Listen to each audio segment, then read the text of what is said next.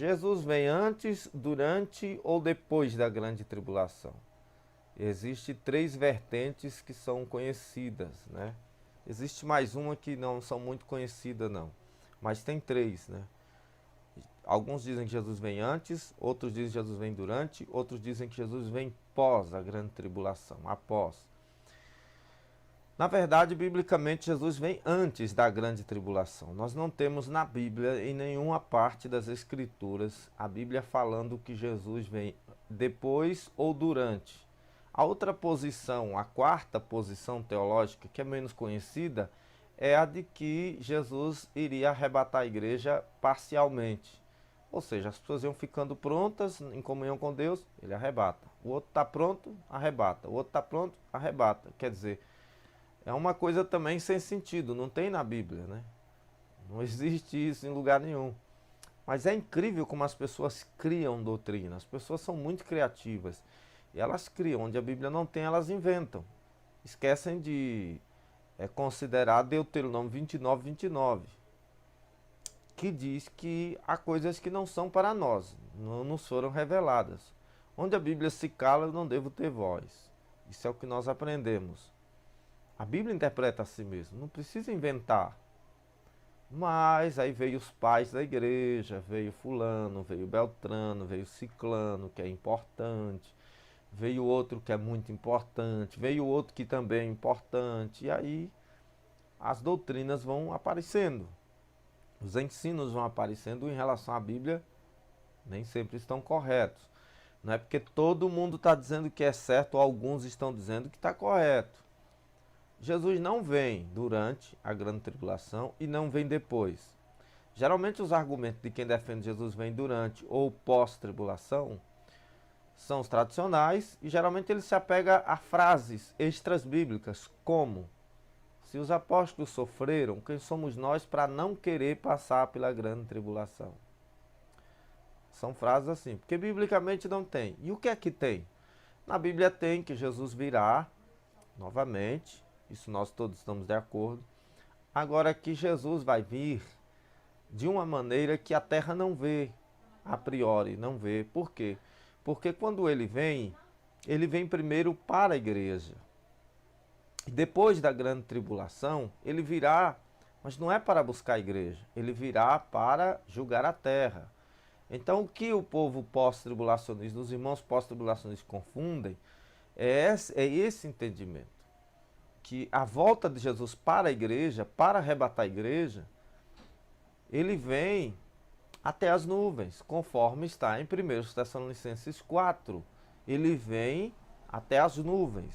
E das nuvens nos leva para as bodas, que durará 7 anos.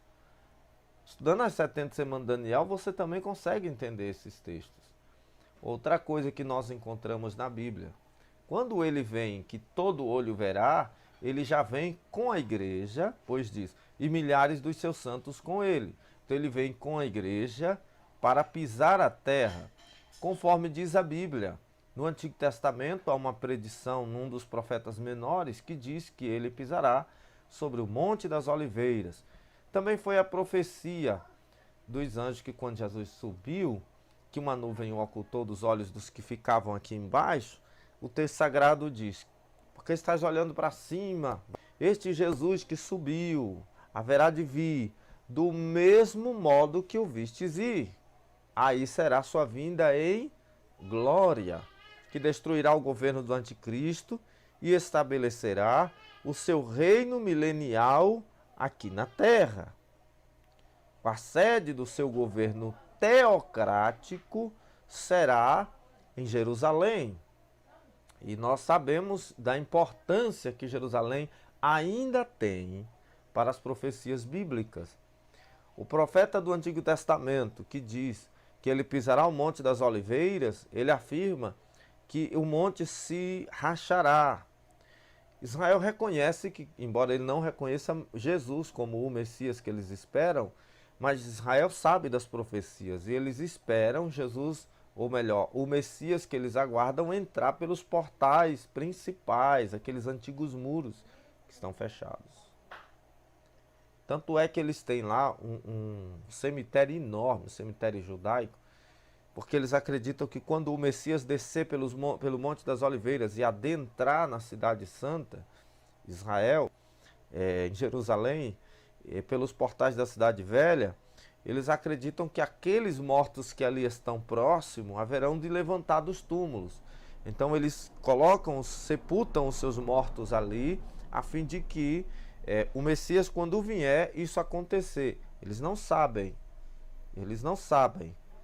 mas essa vinda de Jesus no reino para destruir o anticristo, ainda não ocorrerá essa tal ressurreição. E não será o Messias que eles aguardam, porque o Messias que eles aguardam é o anticristo, que vai derrubar o domo da rocha. Talvez num acordo com o Islã, que é algo impensável hoje, mas a Bíblia se cumprirá de uma forma ou de outra. Ela é a palavra de Deus. E ele vai conseguir uma aliança com Israel na metade desses 7 anos. A igreja não está mais aqui. A igreja não precisa se preocupar com o período do anticristo. A igreja não precisa ficar preocupada com tal chip, né? Que nada, isso não existe. Tal chip, isso, aquilo outro. A igreja não precisa se preocupar com isso. A igreja precisa se preocupar com o arrebatamento. Ela vai ser arrebatada daqui da terra para os céus. E os textos na Bíblia são muito claros. Toda vez Jesus fala da grande tribulação, o dia do Senhor, que é o dia da ira, quando ele fala dessa grande tribulação, ele sempre fala. Paulo, por exemplo, diz que o Senhor nos livrará da ira futura. Toda vez que a Bíblia fala de grande tribulação, ela menciona Israel. Nós não somos substitutos de Israel, mas também em Cristo somos um. Em que sentido? No sentido nacionalista? Porque são judeus, é um só conosco? Não, gente. Se eles se converterem ao verdadeiro Messias que já veio e eles rejeitaram, eles passam a ser um só povo com a igreja. Na fé de Abraão é que somos um só povo. Os que não têm a fé de Abraão, estão perdidos no judaísmo moderno, eles não são um só povo com a igreja. Então é preciso entender isso. Toda vez que a Bíblia fala da grande tribulação, ela menciona Israel e o mundo, e não a igreja na grande tribulação. Então nós precisamos entender isto. Estas coisas é preciso estarem bem esclarecidas. Em uma live, com mais tempo, a gente vai falar mais sobre o assunto, mas a priori é isto. Jesus não vem depois da grande tribulação, nem durante a grande tribulação. E também não haverá arrebatamento parcial. Ele virá para buscar os que estiverem prontos. E sua vinda é iminente. A qualquer momento ele virá. Estejamos preparados e alegremos-nos com esta notícia.